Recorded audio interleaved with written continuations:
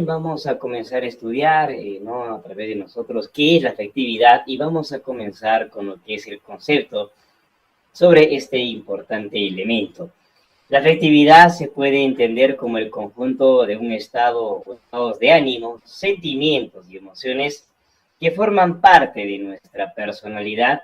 Se relaciona con las experiencias o vivencias internas y con la realidad exterior. Cuando entendemos la afectividad, para tener cuidado en el examen, es un componente muy importante que forma parte de nuestra personalidad. ¿Por qué podemos diferenciarlo de lo que corresponde a otros elementos o otro tipo de conceptos?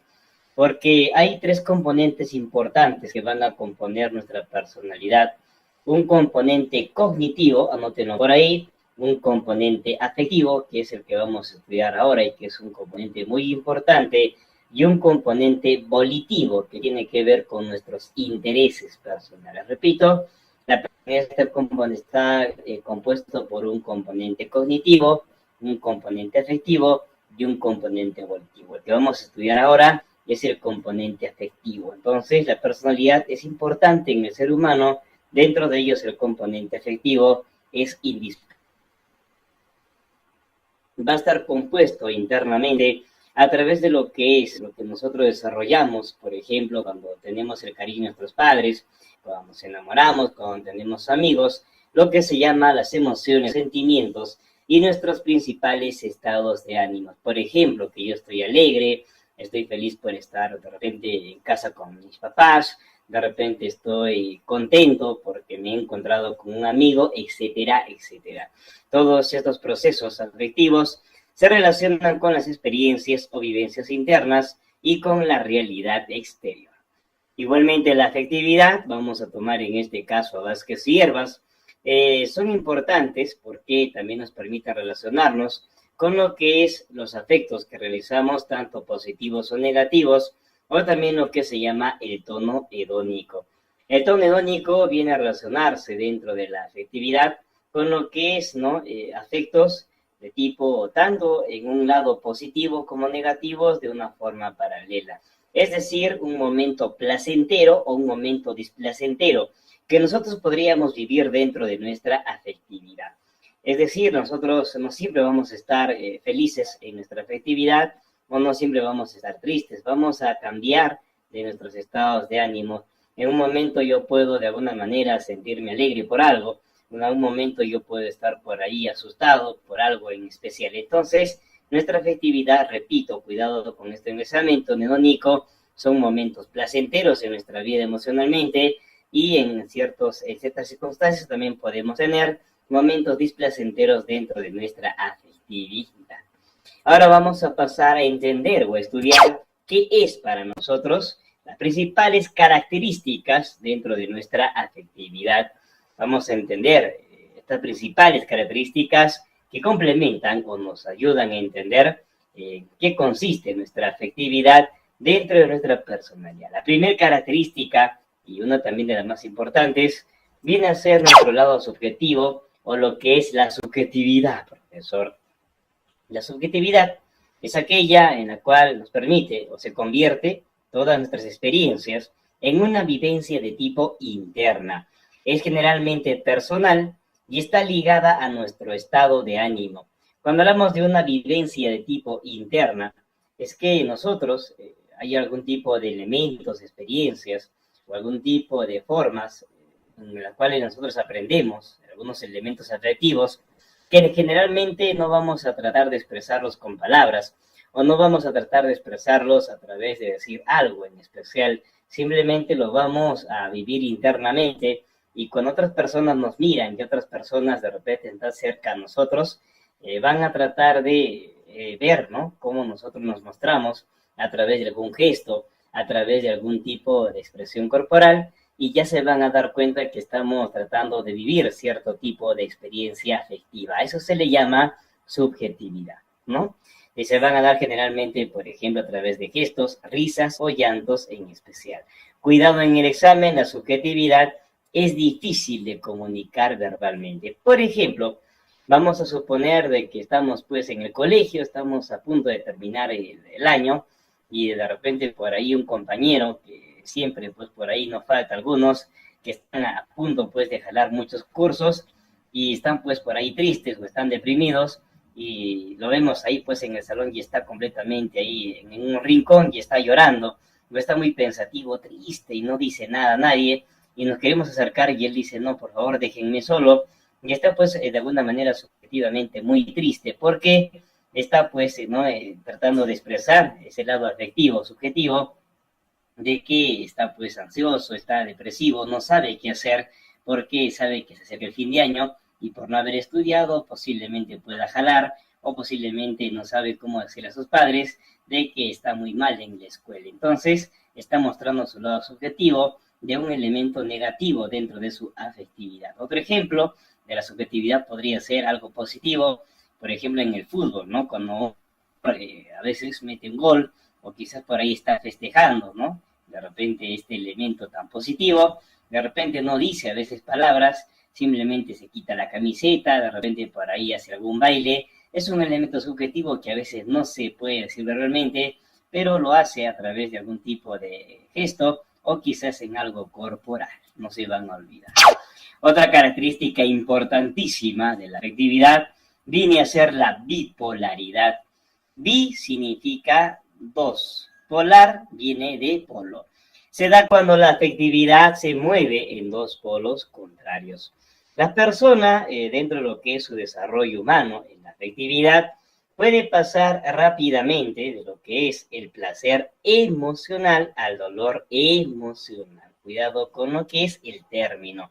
Igualmente puede pasar de la excitación emocional a lo que es el reposo emocional de acuerdo a la vivencia o también de acuerdo al estado de ánimo que esté viviendo en el momento en el cual se encuentra o las circunstancias que esté viviendo, según lo que es la adaptación social, familiar o personal que esté desarrollando según sus vivencias o experiencias personales.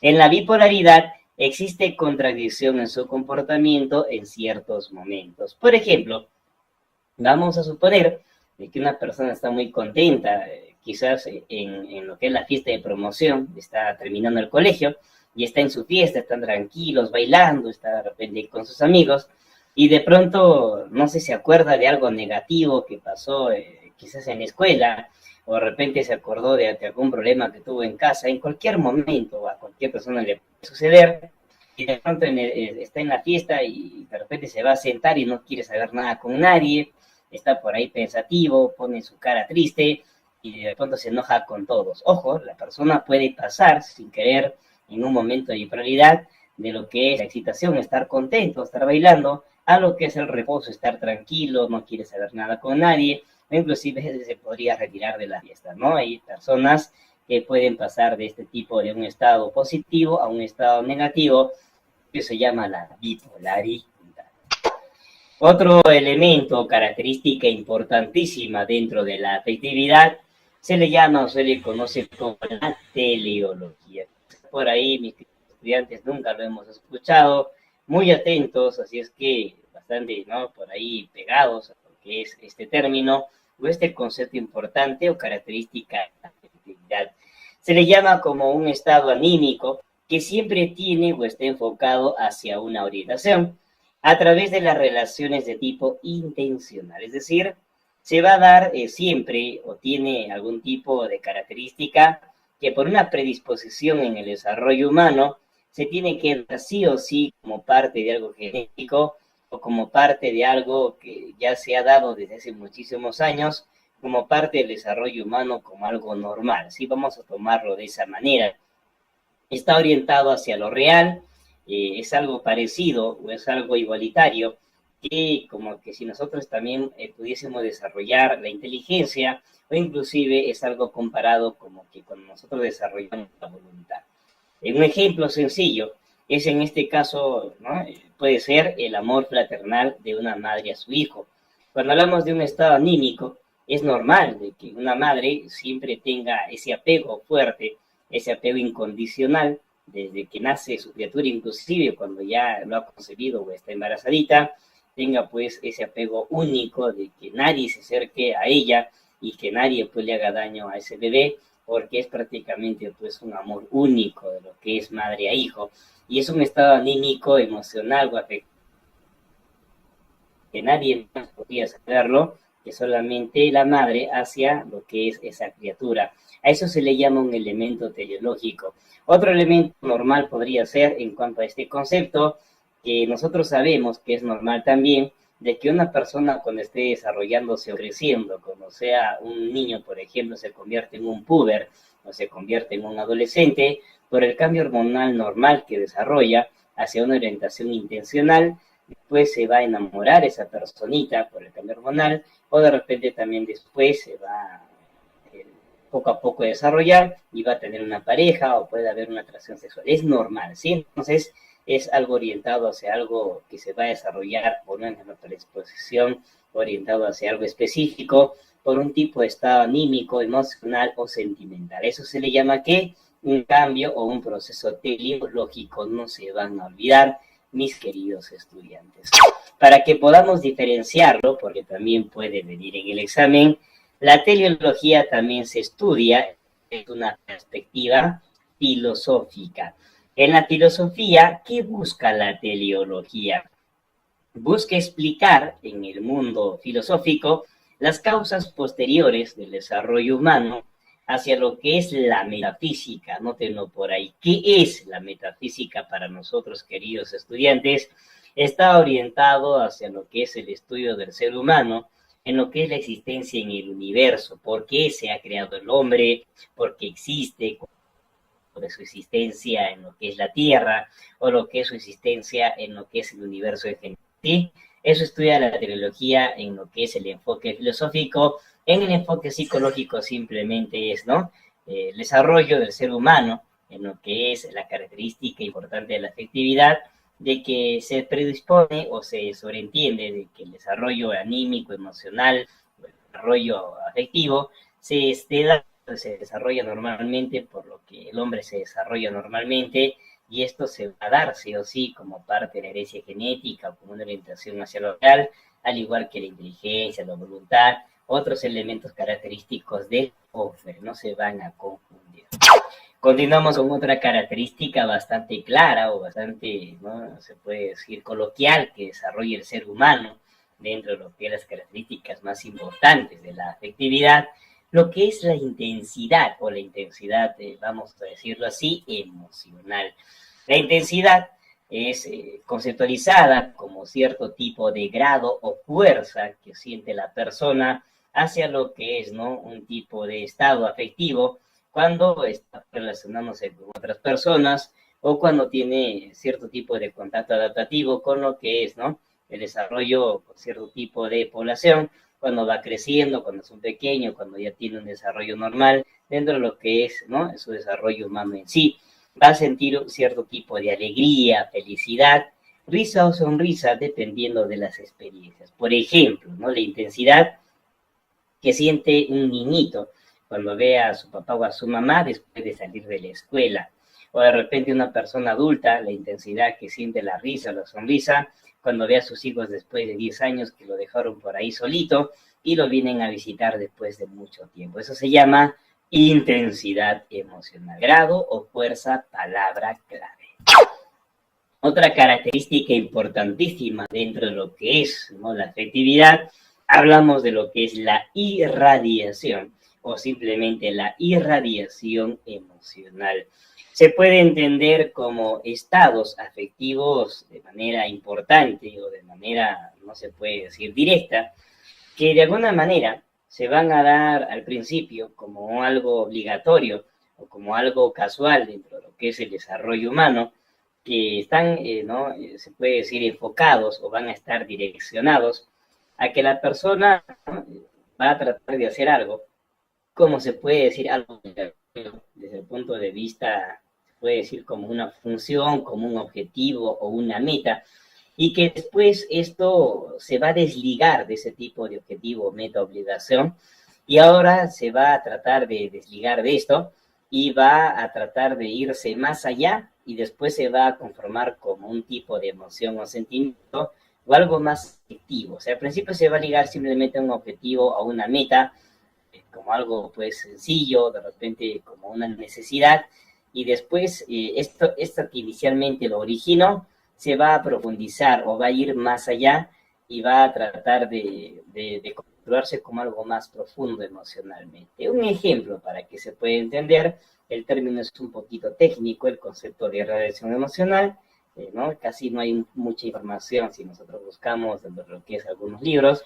Vamos a poner el ejemplo de un carro bastante sencillo. Al principio vamos a hablar de que no hay un trabajo, de repente por ahí un taxista se te compró el carro pues a regañadientes porque tiene que trabajar para sus guaguas o sus bebés, y al principio no quiere trabajar, no le gusta, de repente por ahí se chaque mala suerte, ¿no? Entonces tengo que tratar de trabajar pues a propósito, por obligación, y después poco a poco le va dando gusto a su auto, de repente por ahí inclusive ve que es importante para él, lo limpia, inclusive le compra nuevas fundas, lo cambia de color y después inclusive dice, nadie debe tocar mi carro, yo lo quiero, amo este automóvil y es inclusive como si fuera parte de mi vida. ¿Qué ha hecho este señor? Ha irradiado lo que al principio solamente era para él como una obligación y ha hecho de que su propia persona sienta un tipo de atracción o un tipo de estado afectivo fuerte hacia lo que es esa cosa u objeto, como que es de su propiedad y es muy importante para él ese carrito. Igualito podría ser lo que se llama el estudio, ¿no? De repente para nosotros, ahora al principio puede ser como algo muy pesado, de repente puede ser como inclusive, ¿no? Una obligación un poquito fuerte de lo que es el cansancio, pero después más adelante, chicos, cuando estemos en la universidad o de repente trabajando, va a ser inclusive algo muy importante para nosotros y vamos inclusive a cuidar lo que es de repente, ¿no? Nuestra profesión, o vamos a cuidar lo que es el estudio. Al principio las cosas a veces son un poco complicadas y después se irradia o tratamos de encontrarle algo muy importante emocionalmente o sentimentalmente a lo que es el proceso afectivo, a las cosas que de alguna manera nos han costado, o a las cosas que de repente por ahí ha sido más difíciles para nosotros, que le podamos, ¿no? De repente por ahí hallar un poco de gusto o hallar un poco de esfuerzo, ¿no? Que finalmente nos han ¿no? ayudado a cumplir objetivos o metas dentro de nuestro desarrollo humano. Esas son las principales características que vamos a entender en cuanto a lo que es la afectividad. Y ahora vamos a hablar de lo que es las emociones. ¿A qué nos referimos o a qué podemos entender sobre las emociones? Nos dice de que es una reacción de nuestro organismo de tipo psicofisiológica, cognitiva y conductual. Conduce a reaccionar de una determinada manera ante un agente externo. Una emoción es algo bastante, se puede decir, sencillo, a la vez también es algo bastante rápido y es algo bastante de tipo corporal, que se puede dar primero desde un punto de vista para poder satisfacer una necesidad y también puede darse como algo imprevisto dentro de lo que es nuestro desarrollo humano. Cuando hablamos de algo psicofisiológico, es que es algo también eminentemente, rápidamente mental, como también rápidamente corporal. O sea, puede ser de que inmediatamente nosotros para adaptarnos vamos a reaccionar tanto a través de nuestra mente como también a través de nuestro cuerpo. Cognitiva, que es lo mismo que algo, pues, evidentemente a través de los psíquicos superiores, y también conductual, vamos a tener cierto tipo de comportamientos de acuerdo a nuestra adaptación al medio ambiente en el cual nos desenvolvemos. Entonces es muy importante lo que es este proceso emocional porque nos permite, pues, no simplemente adaptarnos fácilmente al lugar en el cual nos desenvolvemos. Un ejemplo importante de lo que es una emoción. Por ejemplo, la alegría que provoca ver a un amigo de años hace que lo hacemos sin importar decir palabra alguna, ¿no? Siento una gran alegría, a veces generalmente no voy a decir alguna palabra en especial, simplemente voy y lo abrazo porque para mí es muy importante, es una persona que quizás apreciamos demasiado y me genera esa emoción, ¿no? De manera bastante específica porque, ¿no? Quizás lo apreciamos demasiado o es una persona que nos genera bastante confianza dentro de lo que es una emoción positiva. El miedo también podría ser una emoción negativa, provoca un aumento del latido cardíaco, que hace que llegue más sangre a los músculos, favoreciendo la respuesta de huida. Quizás vemos que por ahí están asaltando a una persona y estoy cerca de mi casa, justo salí por ahí a comprar algo, y entonces me genera un poco de miedo, voy corriendo como sea a mi casa para que no me pase nada o para que por ahí, ¿no?, ese delincuente no me quiera hacer daño como está haciendo para las otras personas. Entonces, para estar tranquilo en mi casita, simplemente acelero el paso, ¿no? También estoy sintiendo ese tipo de emoción y de alguna manera me estoy adaptando un poco más al lugar donde me encuentro, que de alguna manera también por ahí podría haber algún tipo de peligro. Eso es el concepto básico de lo que se corresponde o a lo que se entiende a una emoción. Vamos ahora a hablar de lo que es, ¿no?, dentro de lo mismo, tipos importantes de emociones. Vamos a comenzar con lo que es las emociones de tipo básicas. Emociones básicas, también llamadas emociones primarias, también llamadas emociones innatas. ¿Por qué se les llama emociones básicas? Son aquellas que se presentan desde el momento de nuestro nacimiento. Nosotros, ya desde que prácticamente estamos aquí, ¿no?, en el medio ambiente, desde que hemos salido del vientre de nuestra mamita, vamos a adaptarnos a través de estas emociones y vamos a comenzar a entender algunos elementos importantes en el medio ambiente y vamos a tener estas emociones. También se llaman primarias o también innatas. Forman parte de nuestro proceso importante de adaptación para también, de alguna manera, poder seguir adelante con nuestra vida. Se inician con rapidez y generalmente solamente duran unos pequeños momentos o duran unos cuantos instantes, inclusive se puede decir algunos segundos, algunos momentos más quizás, y después poco a poco se disipan, ¿no? Estas emociones no suelen durar mayor tiempo, pero son importantes para nuestro desarrollo humano, porque inclusive en algunos libros, en algún otro tipo de bibliografía, nos dicen que también nos permiten sobrevivir o también nos permiten estar siempre alerta en nuestro desarrollo constante. Vamos a comenzar con una de las emociones más importantes dentro de las emociones básicas. Comenzamos con el miedo, profesor. El miedo es considerado una de las emociones básicas más intensas y desagradables. Ahora que estamos en el mes de octubre, dicen que es el mes de lo paranormal, dicen que es el mes de Halloween, profesor, aunque eso solamente son, pues, ¿no?, hechos de cuentos o hechos de alguna manera de libros, pero vamos a ir en qué consiste el miedo. Es una de las emociones básicas que consiste en un peligro presente o un peligro inminente, ¿no? De alguna manera puede ser de que por ahí una persona quizás está caminando y siente que alguien lo persigue, o de repente estamos en la noche por ahí estudiando, 11, 12 de la madrugada, o cercano a ello, ¿no? Y de pronto sentimos como que alguien está subiendo por ahí las gradas y no hay nadie, todos están durmiendo, no acercándose a lo que está por ahí, ¿no?, cerca de nuestra casa y no hay absolutamente nada. Y nos queremos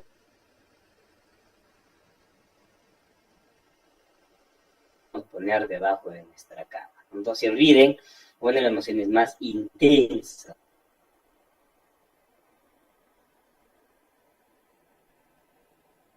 y desagradables. Finalmente, ¿a dónde nos puede llevar o a dónde puede desencadenar este tipo de emoción más desagradable? Puede llevarnos a un tipo de una persona, en este caso sujeto, cuando siente este tipo de emoción básica, se queda sin reacción, se queda generalmente estupefacto y no sabe qué hacer en ese momento. También puede generar lo que se llama un tipo de desasosiego. El desasosiego afecta a lo que es el proceso psíquico superior y de alguna manera se nubla su mente y lo único que a veces generalmente hacemos es tratar de reaccionar a través de escapar o de repente también puedes defendernos, pero a veces no controlamos adecuadamente nuestra mente. Inhalamos, estamos para ir ocupados, no hacemos, no sabemos qué hacer. Ay, Dios mío, ¿por qué nos pasa esto? ¿Yo qué he hecho? Si yo me porto bien, ¿no? Entonces, generalmente no se olviden, el miedo puede generar aprensión, puede generar desasosiego y puede generar malestar. ¿Sí? Esos tres elementos más importantes que genera esta emoción básica. Para que se acuerden en el examen, me puede generar el Asgard. ¿Por qué Asgard? AS, en este caso, ¿no? Se puede ser de aprehensión, G de desasosiego y AR de malestar. Ustedes pueden, chicos, jugar con la información, poner cualquier tipo de mnemotecnia, lo importante es que se acuerden en el examen. Vamos con una segunda emoción básica importante, Winata. Vamos a hablar ahora de la ira. La ira es aquella que se conceptualiza o se entiende que esta emoción se desencadena como situaciones valoradas como injustas. Una situación que se entiende valorada como injusta es cuando a la persona se le va a atentar o se le va a ir en contra de sus propios valores. Otro elemento que puede causar la ira de la persona es cuando se va en contra de su libertad o también cuando se va o se transgrede sus abusos, ¿no? En contra de lo que es su libertad y de alguna manera están peleándose entre ambos en lo que es sus palabras o en lo que es sus verbos más importantes. Finalmente, la ira puede generar lo que se llama bloqueos de las metas de la propia persona o hay un tipo de descontrol en sus procesos psíquicos o en lo que es, ¿no? De alguna manera sus ideas mentales de manera coordinada. Un ejemplo de la ira en lo que es ir en contra de la libertad de la persona. Vamos a imaginar que ustedes están estudiando todos tranquilos, bonitos, ahí en su casita. De pronto viene por ahí una familiar, no se da cuenta de que ustedes están estudiando y de pronto ahí en lo que es su cuarto o algo por ahí, desenchufan algo de la computadora y lamentablemente ahí les apagaron la laptop o algo y entonces les genera ira. ¿Por qué? Lamentablemente les cortaron pues las clases y les generan un poco de molestia. ¿Cómo están haciendo? Están yendo en contra de su libertad. ¿Qué genera ira? Ahora, ¿qué voy a hacer? ¿Cómo voy a recuperar la clase? Tatito, señor, ya me generan un poco de malestar personal y están yendo en contra de lo que es mis valores, yendo en contra de mi propia persona, que me ha generado un poco de molestia, profesor. En cuanto a lo que es este tipo de emoción básica, la persona genera un poco mayor de ira o genera un poco más de exageración dentro de esta emoción, va a generar un problema dentro de la ira, lo que cuidado en el examen, la obnubilación dentro de la ira es un estado menos severo de este problema. La persona responde correctamente a las órdenes complejas, ¿no? Pero ejecuta las órdenes dentro de lo que es con lentitud, hay fatiga o problemas en cuanto a lo que es los procesos psíquicos superiores, o hay dificultad en la concentración. ¿Cómo así, profesor? Vamos a imaginar de que una persona está muy molesta con otra en sí porque están discutiendo por algo, o de repente están en un cuadro de ira, vamos a suponer de que quizás dos personas chocaron su auto, están en un cuadro de ira, no saben qué hacer, que tú tienes la razón, que tú me has chocado, y de pronto dice, ya no quiero hacer nada contigo, vámonos a la comisaría, nos vamos a denunciar, y la persona no sabe qué hacer, está pues ahí con una mente nublada, y está pues ahí de cólera molesto, y está pues ahí con lo que se llama, ¿no? Sus ideas mezcladas, está con las ideas pues ahí lentas y no sabe qué hacer, de discutir con el sujeto, golpearlo, denunciarlo. O sea, hay muchos elementos ahí, ¿no? Que van más allá de la ira y genera esto que se llama la obnubilación, ¿sí? Son desórdenes de los procesos cognitivos. Cuidado en el examen. La ira, ¿a qué nos puede llevar, profesor? Ira igual obnubilación, entre paréntesis le ponen desórdenes de lo que es, ¿no? Los procesos cognitivos cuando hay una exageración de la ira. Vamos ahora a hablar de otra emoción básica bastante importante, lo que es la tristeza, profesor. La tristeza es algo entendido, conceptualizado, como el decaimiento de nuestro estado de ánimo. Profesor, estoy muy triste.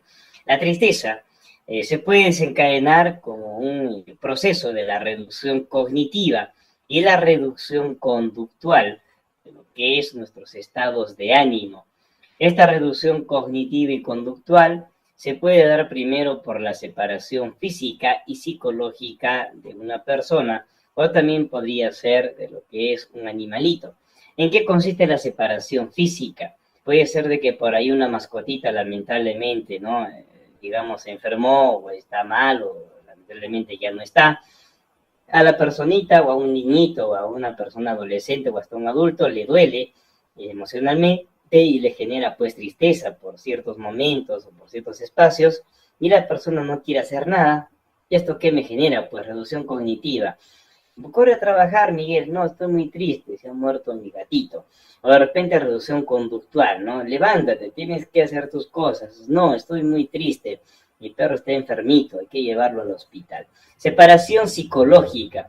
También de repente, cuando una persona se ha peleado con alguien que quiere mucho a la familia, también puede generar tristeza, ansiedad o simplemente depresión. La tristeza también se puede dar por pérdida o fracaso. Pérdida, me refiero no necesariamente a lo que es un familiar, sino pérdida económica, pérdida de repente de algo personal. Fracaso puede ser en lo académico o también relativo a lo que es, ¿no? Algún tipo de algo evidentemente personal. La tristeza también se puede desencadenar por algo que nos cause decepción. Ejemplo final de la tristeza, el estar triste por no haber podido conquistar a la chica que me gusta en la facultad de medicina. Vamos ahora con otro tipo, ¿no?, de emoción básica, que se considera también emoción, que de alguna manera se le llama el asco, profesor. El asco es una emoción compleja de respuesta o rechazo. ¿Por qué, chicos, se le llama emoción compleja? Porque este tipo de emoción se puede desencadenar por diversos motivos o características que de alguna manera va a estar direccionada, porque nosotros vamos a estar prácticamente expuestos a muchas cosas en el medio ambiente y este nos puede tratar de influenciar y nosotros vamos a estar dando diversas respuestas a muchas cosas que nos pueden generar asco, no solamente físico, sino también desde el punto de vista mental. Vamos a ello. Un asco de tipo físico puede ser un objeto deteriorado.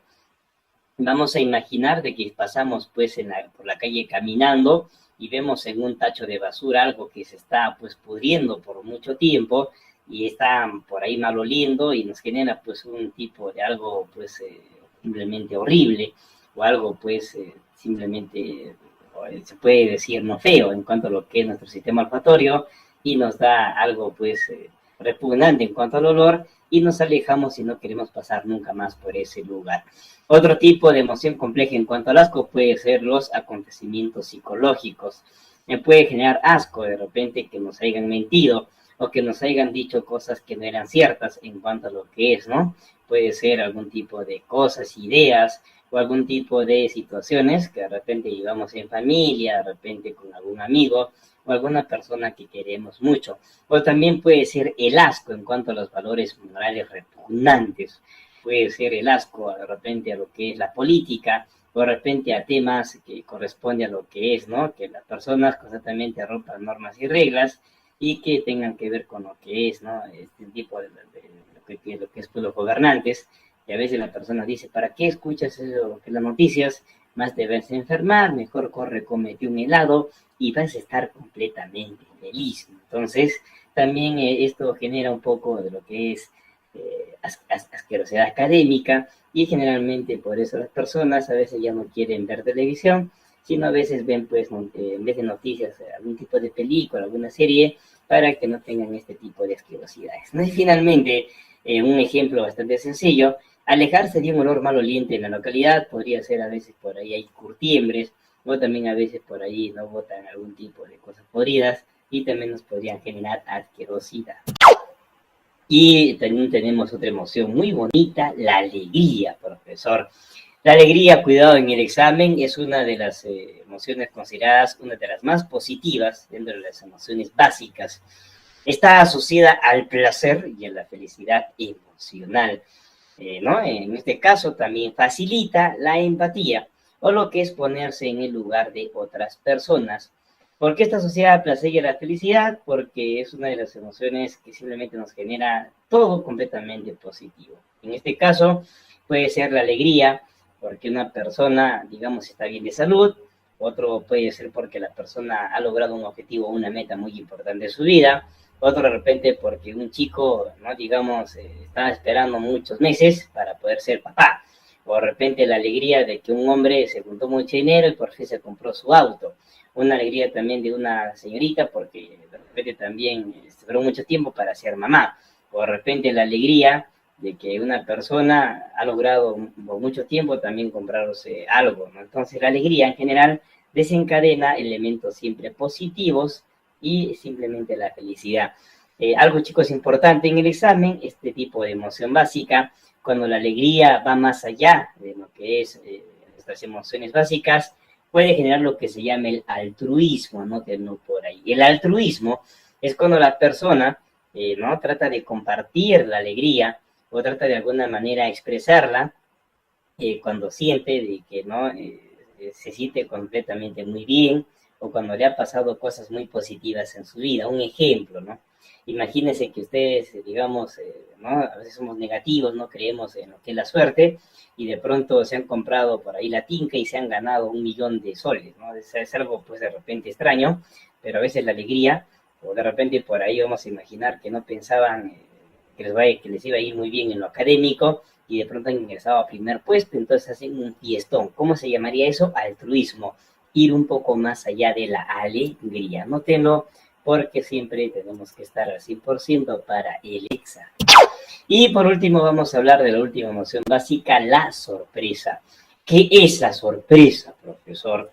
Es una reacción causada por algo imprevisto, novedoso o extraño. También se le puede conceptualizar como la vivencia subjetiva o acompañada de una sensación o incertidumbre que nosotros podemos vivir en un momento extraño y que no pensábamos que iba a suceder. Y también es tener la sensación de tener la mente en blanco como una tabula rasa. ¿Qué es entonces la sorpresa? Ejemplos bastante claros. Uno puede ser de que estoy tranquilo de pronto en mi casa y de pronto veo por ahí una luz en el cielo y creo que es un ovni, tatito señor. Entonces, no sé, me sorprendo. De repente veo por ahí, ¿no? Quizás algo que está volando y siento que es algo paranormal. O de repente la sorpresa de que estoy tranquilo en mi casa, estaba estudiando, no me di cuenta de que estaba pasando el tiempo y de pronto suben a mi cuarto con una torta y me dicen que es mi cumpleaños, me agarraron de sorpresa, no sabía porque estaba estudiando, estaba tan concentrado en el estudio porque quiero ingresar a la universidad y me han sorprendido, me han dejado pues ahí con la boca abierta, pero me ha sorprendido realmente. Entonces, es una emoción también muy importante que se considera dentro de las emociones básicas. Continuamos, mis queridos estudiantes. Ahora vamos a hablar dentro de lo que los menos tipos de emociones, las emociones secundarias o complejas. Es también en cuanto a los tipos de emociones, las emociones secundarias se conceptualiza como la combinación de las emociones básicas. Este tipo de emociones no presentan rasgos faciales y no hay tendencia generalmente a mucha acción. Aquí las personas suelen, ¿no? tratar de tener un comportamiento, una conducta bastante tranquila, bastante, se puede decir, calmada, y generalmente no muestran algunos rasgos evidentemente tan corporales o de algunos gestos tan expresivos, y suelen ocultar, ¿no? la verdadera intención de lo que es sus emociones para que la otra persona no se dé cuenta de lo que es realmente sus emociones secundarias. Por ejemplo, ¿no? que una persona esté orgullosa, a veces no sabemos que es orgullosa, o de repente que siente vergüenza de algo, que está celosa, o que de repente siente culpa de lo que hizo, o de repente que está envidiosa, ¿no? A veces no sabemos de que alguien, por ejemplo, digamos que te has comprado algo, que tú tienes más dinero que otras personas, están envidiosos, no sabemos, o de repente que vamos a imaginar de que una persona, digamos que está, por ejemplo, a punto de calar en la escuela, y que su mamá le ha dicho, ¿cómo estás, hijito, en el colegio? Y mamá, tengo puro 20. Y de repente por ahí está pues a punto de jalar en la escuela y está preocupado, su mamá no lo sabe y cuando vaya al colegio se va a enterar, tiene culpa pues de mentirle a su mamá, pero quizás no lo demuestra a través de sus gestos o emociones, también podría tener un tipo de desarrollo en sus emociones secundarias. Algunos elementos o algunos ejemplos de la rueda de emociones de lo que es las emociones secundarias. Por ejemplo, de la ira se podría no desencadenar el sentirse amenazado, el sentirse odioso, ¿no? En este caso puede ser el sentirse agresivo, de lo que es, por ejemplo, la tristeza, el sentirse ansioso, abandonado, desesperado, deprimido. En cuanto a la sorpresa, por ejemplo, el interesado, el confundido, asombrado. En cuanto al miedo, herido, humillado, rechazado, y que, como ¿no? Hemos indicado, la persona no lo podría quizás evidentemente expresar a través de algo tan corporal como lo es una emoción básica o primaria. Continuamos, mis queridos estudiantes. Ahora vamos a direccionarnos o vamos a tratar de entender dentro también de la afectividad a qué nos referimos o qué es para nosotros el estudio del manejo de emociones. ¿Qué es para nosotros ello? El manejo de emociones también se entiende o también es llamado el autocontrol emocional. En el manejo de emociones, lo que se plantea o lo que se desea aquí es tratar de no suprimir un problema o tratar de no guardarse, digamos, una situación emocional negativa. Entre las más conocidas puede ser la ansiedad, el estrés, de repente una tensión emocional o un problema en específico. Lo que se trata de desarrollar con el manejo de emociones es llegar a un manejo emocional adecuado para poder cambiar una situación negativa y finalmente transformarla en algo positivo con la búsqueda de solución de emociones. En el manejo emocional, o también conocido como autocontrol emocional, el objetivo es crear o tratar de encontrar programas de educación emocional. Dentro del manejo de emociones, lo que se plantea es buscar un equilibrio para que la persona pueda finalmente buscar o encontrar una autonomía emocional. Es decir, ¿no? Con el manejo de emociones, vamos a imaginar que una persona tiene pues una depresión muy profunda y no sabe cómo solucionar sus problemas.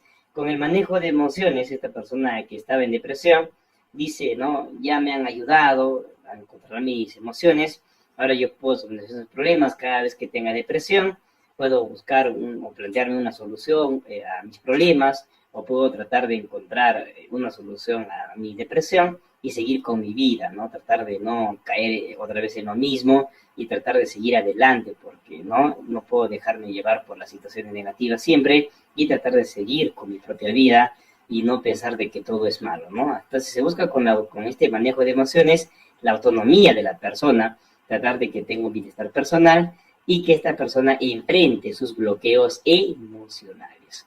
También con el manejo de emociones, se busca que la persona se autoconozca a través de la reflexión por sí mismo y a través de ciertas recomendaciones, el control de expresiones negativas y para que se pueda promover las positivas. Pero ¿cómo se puede lograr el manejo de emociones? A través de esto, profesor, a través de buscar ciertas técnicas para el autocontrol emocional y para no estar así como la chica que de repente por ahí, ¿no? Quizás a veces nos dejamos llevar por lo que es algún tipo de problemas y queremos agarrar y de repente hacer algún tipo de locuras. Entonces, la primera técnica importante para el control de emociones es la respiración, profesor. La respiración es esencial para la vida, ¿no? Gracias a la respiración, primero podemos controlarnos, estar tranquilos, de repente oxigenar un poco más nuestro sistema nervioso, ¿no? De repente, ¿no? Cerrar los ojos y estar un poco mejor. Pero ¿por qué es esencial para la vida? Porque si no respiramos bien o no respiramos sencillamente, también podríamos fallecer. Entonces es importantísimo la respiración. La respiración, o una respiración en sí, de manera correcta, es un antídoto primero contra el estrés, ¿no? Nos permite evitar, pues, estar ahí tensionados o nos permite estar preocupados por cualquier cosa.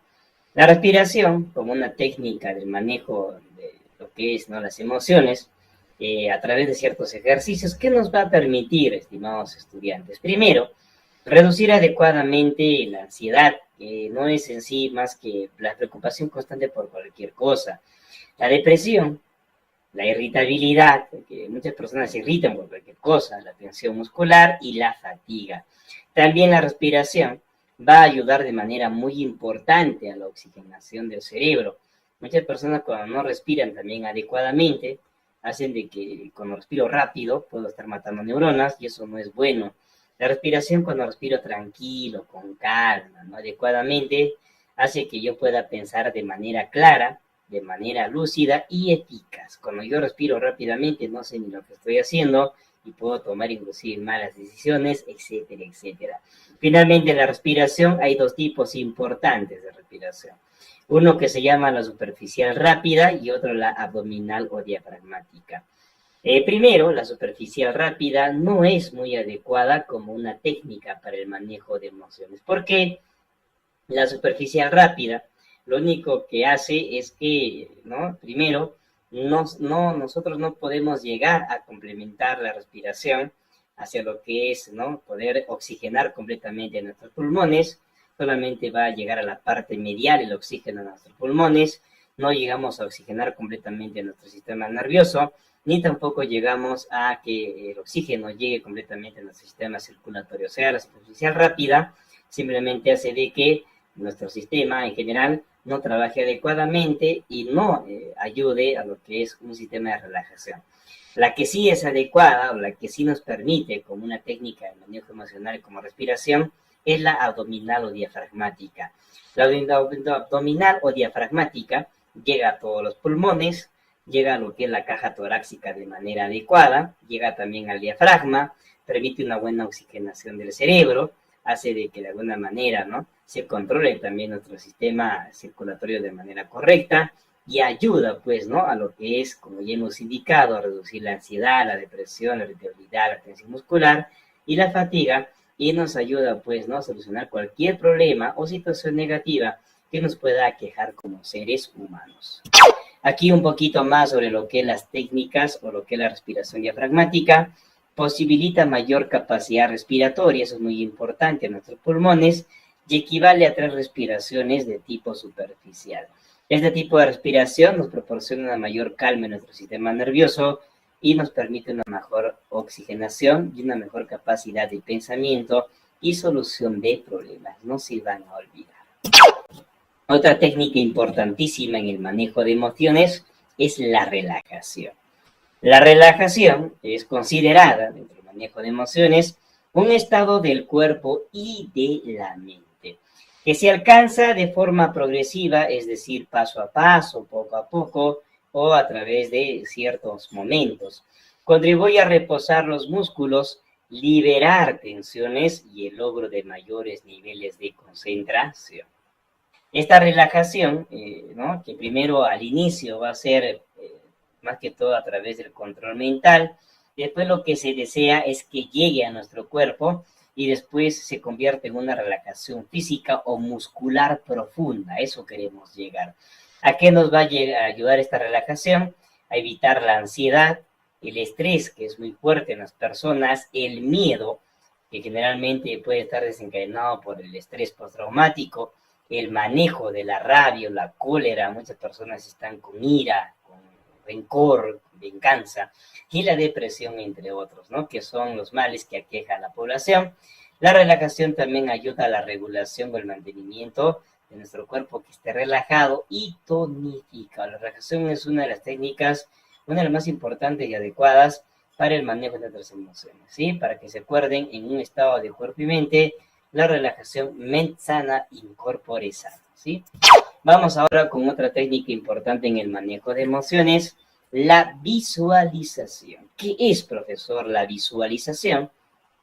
Palabra clave, la concentración en imágenes mentales. Visualizar es cuando yo me visualizo, yo me concentro en una sola imagen, o yo me concentro, en este caso, o trato de llevar mi pensamiento en algo eminentemente positivo.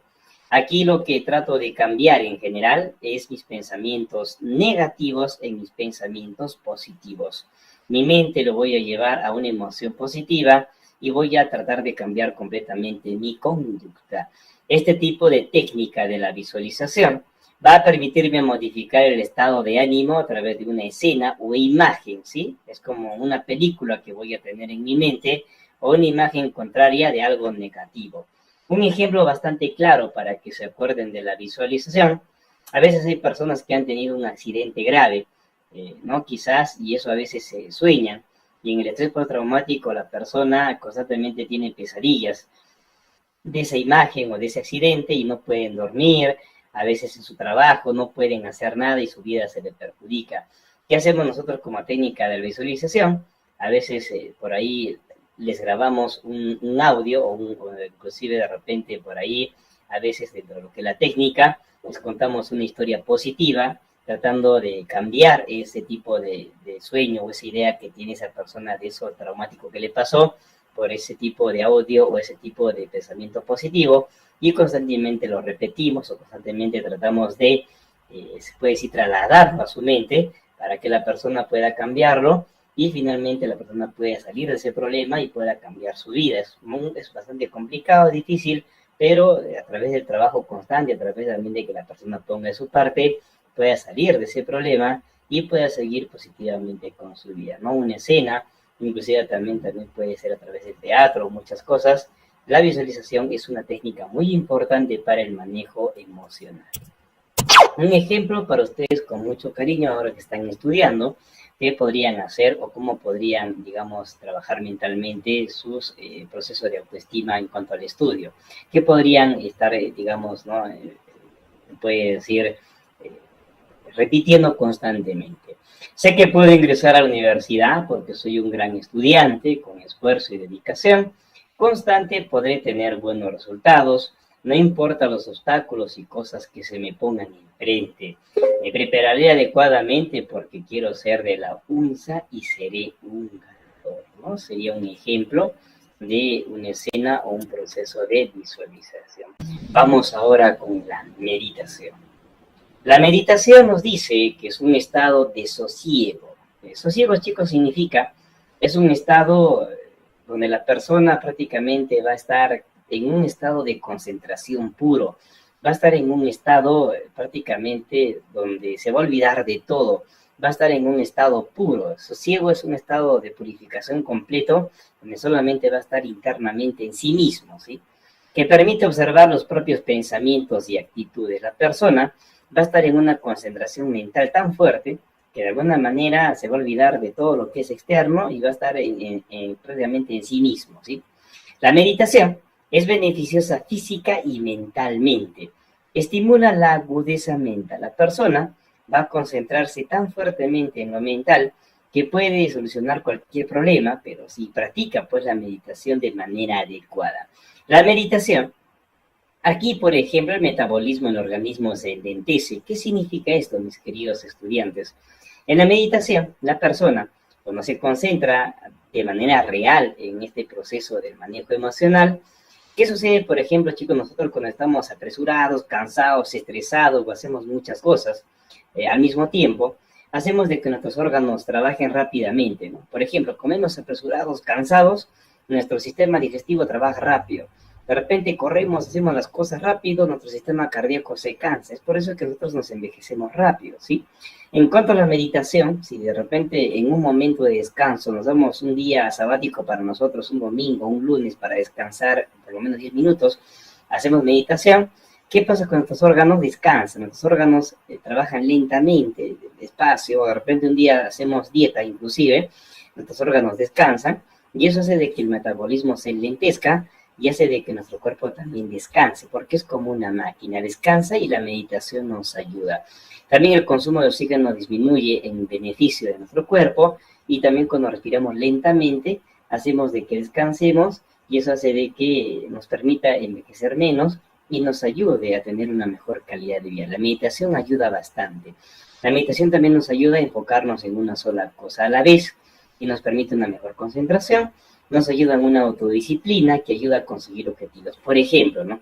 Si yo medito y me concentro, voy a poder estudiar, tengo que dejar de lado muchas cosas, tengo que ingresar, soy capaz de todo, tengo buenas capacidades, soy lo máximo. Si de repente medito de vez en cuando, podemos, chicos, lograr grandes cosas en nuestra vida. Vamos con un ejemplo de meditación, ¿no? Simplemente a modo de profundizar un poquito esta técnica. Encontrar un lugar tranquilo y acogedor, poner un lugar tenue y música suave pueden ayudar a conseguir crear el ambiente adecuado.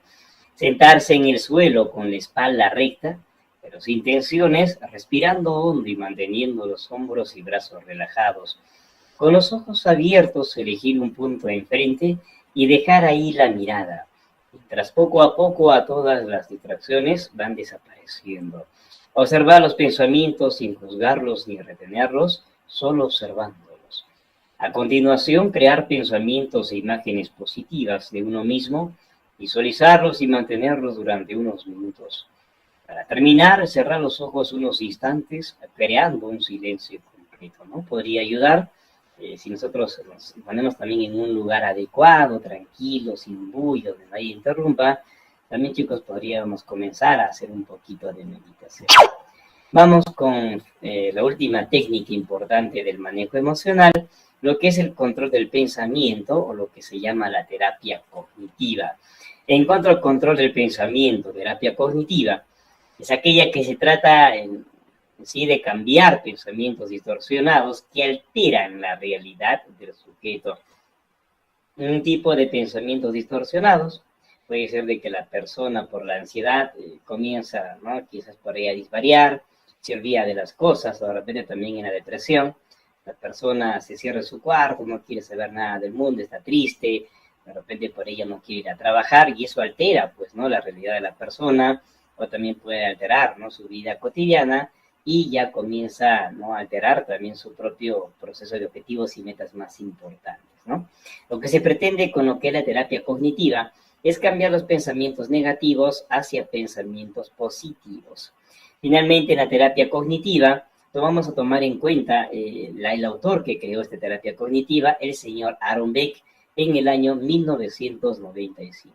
Actualmente se utiliza y nos ayuda bastante en lo que es, ¿no? En cuanto inclusive a lo que es la carrera de psicología, en lo que es las terapias más importantes, para lo que es ayudar a personas con diversos problemas, para que puedan salir adelante y no salir de diversos problemas, en lo que corresponde el manejo emocional. Vamos a continuar y ahora vamos a hablar de lo que corresponde, ¿no? Lo que es también dentro de la afectividad, los sentimientos.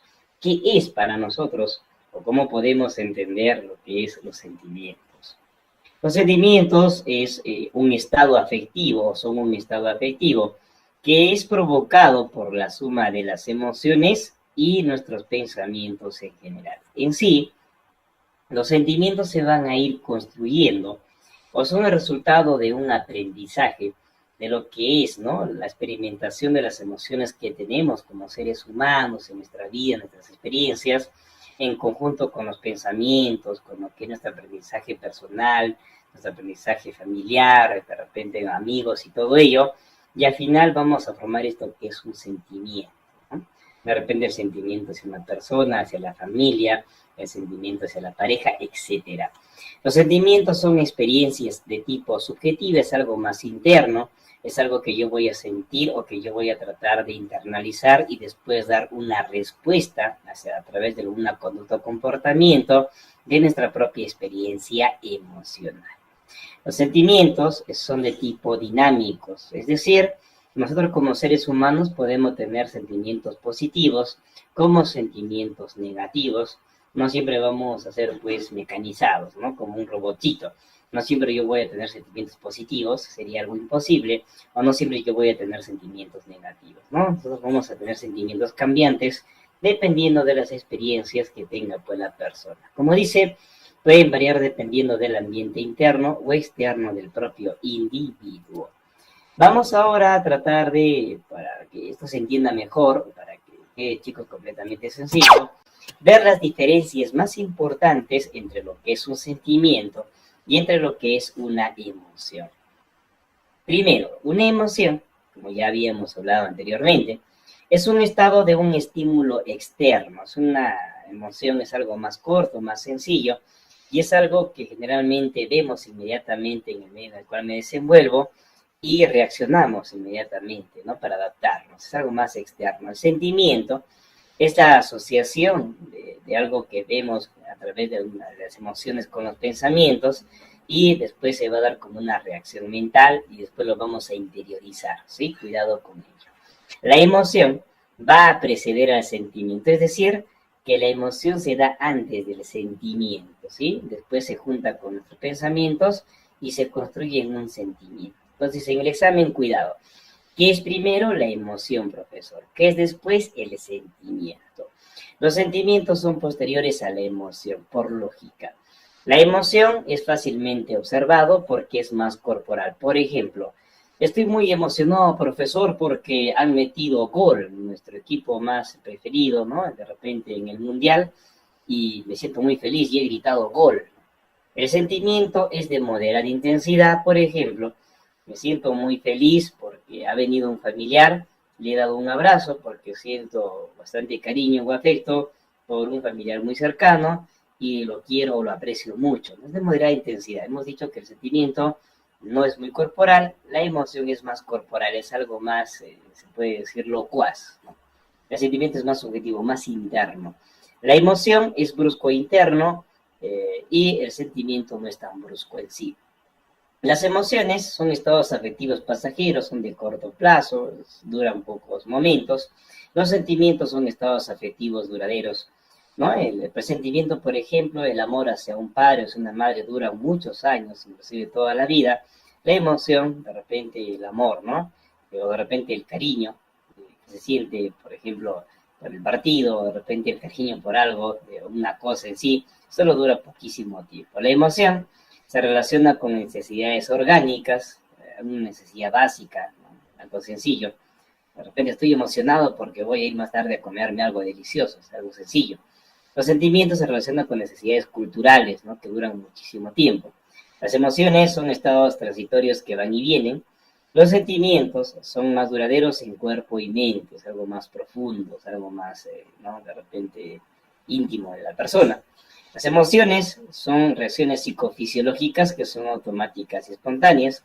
Los sentimientos son interpretaciones de las emociones. Cuidado con ello. Diferencias más importantes entre una emoción y un sentimiento. Continuamos. Vamos ahora a hablar de lo que es o lo que corresponde en cuanto al bienestar personal, profesor. ¿Qué es para nosotros el bienestar personal frente a lo que es el proceso afectivo? El bienestar personal es un elemento que nos ayuda a desarrollar, orientarnos, a sentir adecuadamente lo que se llama la satisfacción personal. Es sentirme bien, es sentirme completamente realizado como persona en mente y cuerpo, me va a sentir, ¿no? Me va a llegar a hacerme sentir en un grado de comodidad, en un estado de confort y en un tipo de salud y bienestar psicobiológico, es decir, mente y cuerpo, a través de haber logrado completamente objetivos y metas, y en este caso también lo más importante, a través de sentirme bien afectivamente dentro de mi propia personalidad. El bienestar personal es la sensación de sentirme realizado como persona en todo lo que he logrado o llegar completamente al grado máximo de mi autorrealización. Finalmente, el bienestar personal es sentirse bien con uno mismo y con lo que se tiene, ¿no? Sin necesidad de otras cosas, de repente de compararme con los demás o de repente de envidiar lo que los demás tienen, lo que hacen muchas personas y a veces por eso no disfrutamos la vida. Es vivir en armonía con el mundo y también lo más importante, con uno mismo. Eso se le llama el bienestar personal, profesor. Dentro, chicos, del bienestar personal, vamos a hablar a un autor muy importante, el modelo de las tres vías de la felicidad del señor Martín Seligman. Este señor nos dice que para llegar al bienestar personal tenemos que tratar de encontrar tres tipos de vida dentro de que las vías de la vida placentera, la vida comprometida y la vida significativa. La vida placentera, que es el primer tipo de vida, va a estar orientado hacia lo que es satisfacer necesidades básicas o lo que es, ¿no?, cubrir las necesidades orgánicas. Aquí nos habla de emociones positivas y habilidades del placer. Cuando sentimos un placer es cuando hemos cubrido o cubierto necesidades básicas.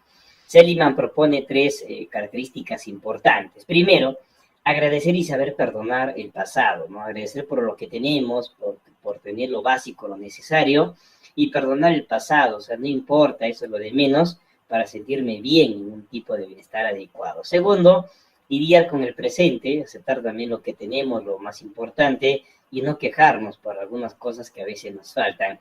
Y mirar el futuro siempre de manera positiva o de manera adecuada, y no pues tampoco estar renegando por algunas cosas. A eso se le llama vida placentera.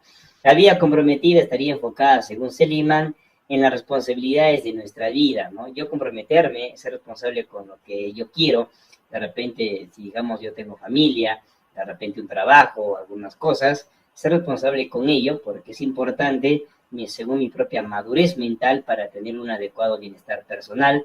Ojo enfocado también en lo que es mis capacidades, habilidades, virtudes y defectos, en lo que es una adecuada madurez mental dentro de mi personalidad.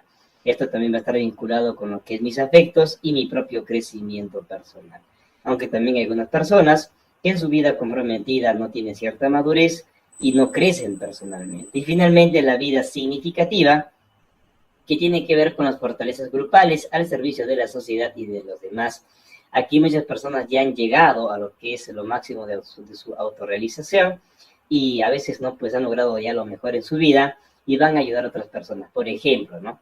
De repente hacer un tipo de voluntariado, dar de repente charlas gratis, ayudar a personas que tienen de repente necesidades muy fuertes y seguir pues con ese proceso de lo que es hacer un bienestar, de repente por ahí, ¿no? Hacer algún tipo de voluntariado, de repente ayudar a personas que no necesitan algo, dar algún tipo de charla, de repente, no sé, hacer algún tipo de rifas, etcétera. Lo importante es ayudar a las personas para sentirme bien y desprenderme de cosas que de repente yo ya no necesito. Eso se le llama vida significativa, ¿sí? 3 elementos importantes, ejemplos que podrían ayudar. Primero, cuando lo que es la vida placentera, comprarse comida por el hecho que siento hambre y necesito satisfacer la vida placentera.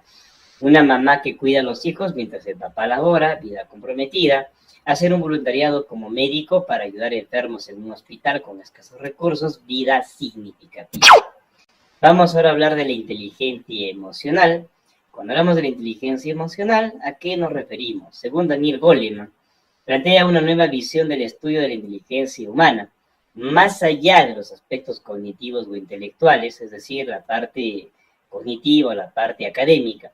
Resalta la importancia también del uso y gestión del mundo emocional y social para comprender el curso de la vida de las personas. Es decir, que nosotros necesitamos también utilizar la parte emocional, la parte afectiva, para poder solucionar problemas. Goleman plantea que todos nacemos con una inteligencia emocional en general, lo que determina una competencia emocional. Y para ello, dentro de la inteligencia emocional, este señor nos habla de 2 elementos indispensables. Nos habla de la inteligencia interpersonal y de la inteligencia intrapersonal. Primero hablamos de la inteligencia intrapersonal. Lo intrapersonal es indispensable. Primero, nosotros debemos entendernos y comprendernos a través de nuestras propias emociones. Yo como ser humano, si me entiendo y me comprendo a mí mismo a través de virtudes y defectos, voy a poder entender a los demás. Es decir, voy a tener inteligencia interpersonal. Es entender y comprender a los demás si primero yo me acepto y me comprendo a mí mismo, ¿sí? Intra, hacia yo mismo, entenderme emocionalmente. Inter, entender y comprender a los demás de manera externa, sus emociones y sentimientos. Ejemplos importantes a través de lo que es lo intrapersonal, entender mi pensamiento, entender mi imagen, entender mis sueños, entender mi evaluación y mis reflexiones. Interpersonal, entender la comunicación con los demás, entender cómo relacionarme con los demás, entender o empatizar con los demás de manera adecuada. Vamos ahora a hablar de lo que corresponde o lo que se entiende con los componentes más importantes de la inteligencia emocional y poder desarrollar la misma. El primer componente importante de la inteligencia emocional es el autoconocimiento emocional. El autoconocimiento emocional o primer componente de inteligencia emocional es conocer los propios estados emocionales de mí como persona o como sujeto y después reconocer las emociones de los demás, ¿no? Yo tengo que conocerme a mí mismo, cuáles son mis emociones, cuáles son, pues, ¿no? Cómo siento, si yo de repente soy una persona colérica, si soy una persona paciente, una persona tranquila, y después reconocer las emociones de los demás para poder sentirme tranquilo y poder tener cierto tipo de inteligencia emocional. ¿Cómo se llama eso? Autoconocimiento emocional. Fácil, chicos, para que se acuerden. Autoconocimiento emocional, mis propias emociones o mis propios estados emocionales. Pero eso está subrayado en rojito. No se van a olvidar. Otro componente importante dentro de lo que es la inteligencia emocional es la autorregulación emocional. Autorregulación significa que yo tengo que tratar de equilibrar mis propias emociones. Es saber reaccionar apropiadamente de una crisis o un momento puntual y controlar nuestros propios impulsos, palabra clave, ¿no? Yo tengo que controlar mis impulsos emocionales para tener una adecuada inteligencia emocional. Ejemplo, controlar emociones ante un terremoto.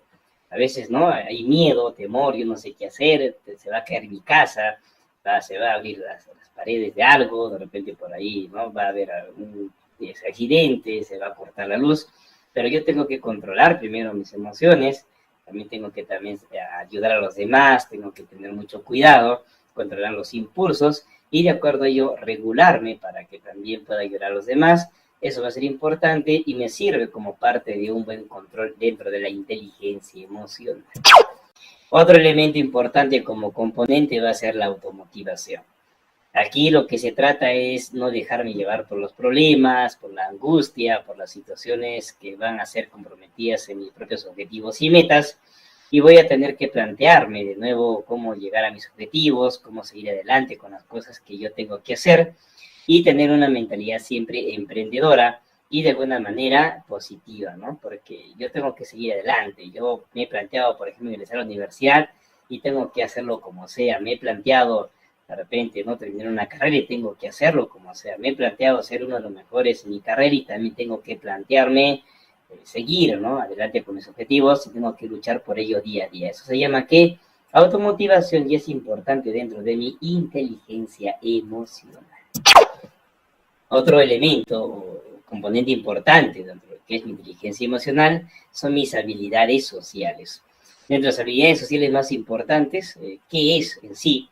Es la capacidad productiva para relacionarnos con los demás. Si yo no tengo habilidades sociales, no puedo tener tampoco inteligencia emocional. Aquí es importante porque pueden ser primero innatas. Hay unos que desde el nacimiento ya tienen habilidades sociales para juntarse con los demás, para poder socializar adecuadamente con las personas. También pueden ser aprendidas desde la escuela, o también con la familia, o también pueden ser simplemente desarrolladas a través de lo que es, ¿no? El entorno de manera improvisada con lo que es la propia sociedad. Ejemplo de habilidades sociales bastante sencillo, los amigos del barrio, o también puede ser la escuela, o también puede ser, ¿no? La propia familia de manera interna. Finalmente vamos a hablar del último componente importante en inteligencia emocional, la empatía, profesor. La empatía viene a ser la base principal de las habilidades sociales y su punto de partida para el desarrollo de las mismas. Porque si yo no soy empático o yo no me pongo en lugar de los demás, yo no podría tener adecuadamente mis habilidades sociales. Estas habilidades sociales me sirven o me ayudan para tener conciencia de los sentimientos, necesidades y preocupaciones de las demás personas. Por ejemplo, hay personas que a veces, ¿qué sucede? ¿No? Ven a personas con problemas o que tienen alguna situación negativa, se burlan, o de repente por ahí se mofan de los demás y no son empáticos. Al contrario, son personas antipáticas, personas que les caen mal a los demás, no tienen habilidades sociales, mucho menos no van a tener pues por ahí inteligencia emocional. Yo tengo que ponerme en el papel de los demás, tengo que entender mi sociedad y de acuerdo a ello, si yo tengo una buena empatía con las demás personas, yo voy a tener una buena inteligencia emocional. Es importante, chicos, este elemento, ¿no? Entonces, la empatía, no se olviden, es la base principal de mis habilidades sociales para ser un buen componente dentro de mi inteligencia emocional. Ejemplo, ponerse en el lugar de un amigo que está triste por la pelea con su otro mejor amigo, ¿no? Importante como un ejemplo en general. Y vamos a hablar finalmente también dentro de la afectividad, el papel fundamental de lo que es para nosotros la resiliencia, profesor. La resiliencia es la capacidad de sobreponerse a momentos críticos y adaptarse luego de experimentar alguna situación inusual o inesperada que causa un problema o causa algo que puede ser triste o puede ser desencadenante como algo que bajonea la personalidad del ser humano cuando causa un problema. Y a veces como que ya no queremos saber nada de la vida, como que algo es triste, como algo desolador, y a veces nos puede generar simplemente algo que nos genera, pues, ¿no? Algo que simplemente no nos permite avanzar o de repente no nos permite, pues, solucionar un problema.